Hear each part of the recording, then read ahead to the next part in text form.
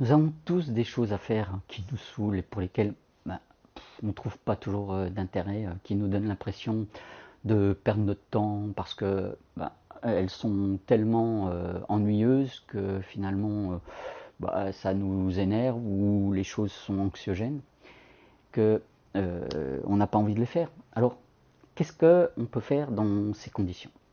Salut, c'est Alain, le créateur d'entreprenez-vous.com. Et avant de rentrer dans le détail de ce que je voudrais évoquer aujourd'hui, si vous voulez recevoir mes vidéos autour de l'entrepreneuriat, de la haute performance et du leadership, n'oubliez pas, en cliquant sur le petit bouton là, vous pouvez vous abonner à cette chaîne, comme ça, pour savoir toutes les informations qui sont liées à ces sujets.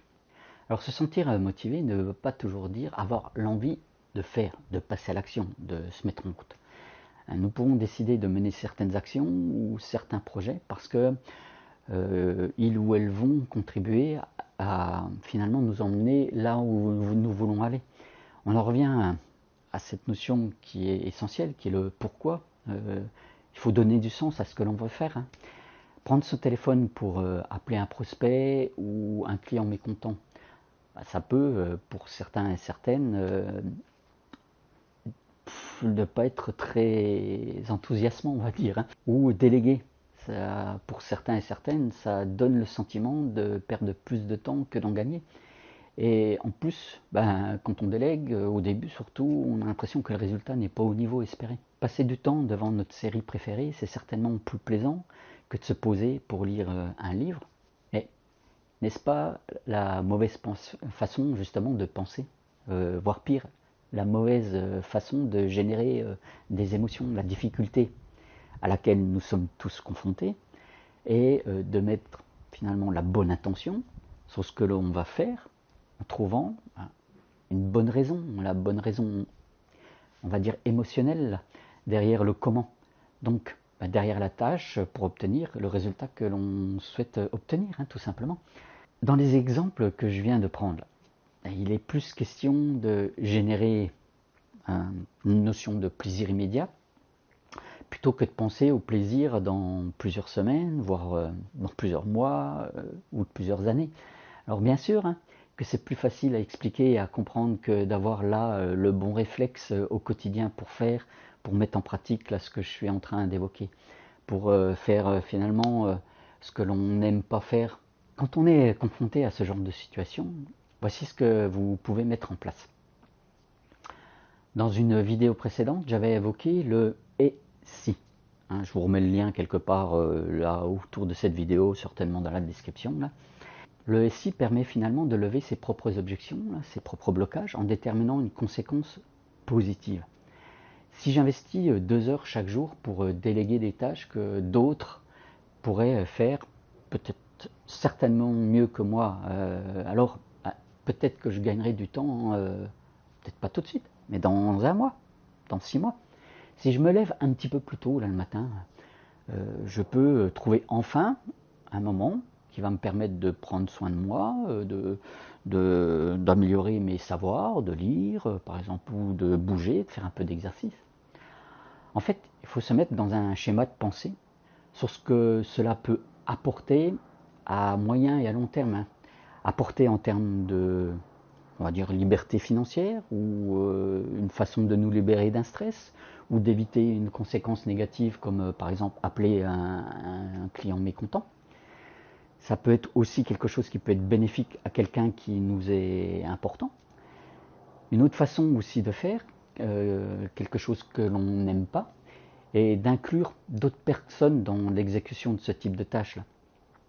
Cela peut être, par exemple, de trouver une ressource qui aime ce que nous n'aimons pas faire, et sans dire d'aller jusqu'à la déléguer complètement la tâche, mais d'en déléguer une partie de ce qui est à faire, là, ou travailler même ensemble sur cette tâche, voilà, pour se faire assister dans l'exécution de ce qu'on n'aime pas faire. Ça donne de l'entrain, ça peut même mettre une dynamique positive.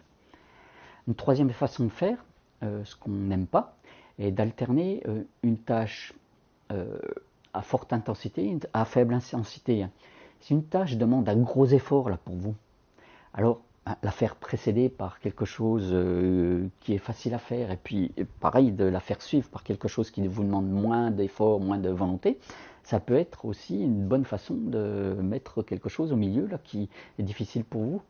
Parfois nous avons des difficultés à faire quelque chose parce que l'engagement qui est nécessaire est lourd, pesant. Alors pourquoi ne pas limiter justement cet engagement et donc s'y consacrer un petit peu chaque jour là, pendant, plutôt que de vouloir tout faire découper sur une semaine en lissant l'effort. C'est comme adopter la méthode des alpinistes là, qui vont gravir l'Everest. Hein. Ils passent du camp de base là, à différents camps intermédiaires. Ils ne vont pas directement tout en haut de l'Everest, c'est pratiquement impossible, il faut des temps d'acclimatation, d'adaptation. Cela veut dire aussi qu'il faut simplifier les choses hein, en découpant des tâches difficiles en tout petits morceaux, là, afin d'en faire un petit morceau qui va être faisable sur plusieurs fois.